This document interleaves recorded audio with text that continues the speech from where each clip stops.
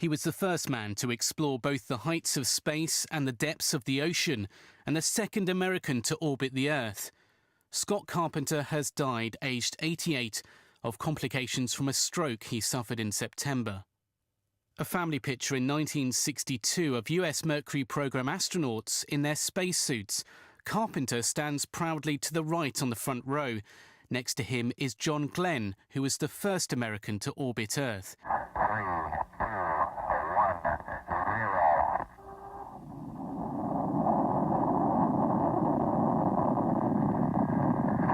Roger, the clock is operating. We're on Here on board Friendship 7, which blasted off that year.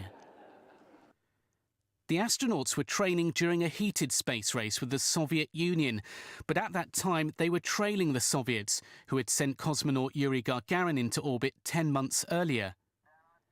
2 more Mercury missions followed Glenn and Carpenter's 3 orbit flights, paving the way for the Gemini program, and then the real goal, sending a crew to the moon.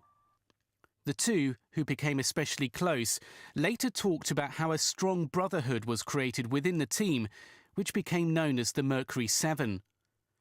In the future, Carpenter was happy to take part in a parade commemorating the flight of space pioneer Alan Shepard, the first American to travel into outer space. Riding in the 1957 Corvette in which he reported for space program duty, one of his passions, he owned at least 10 throughout his life.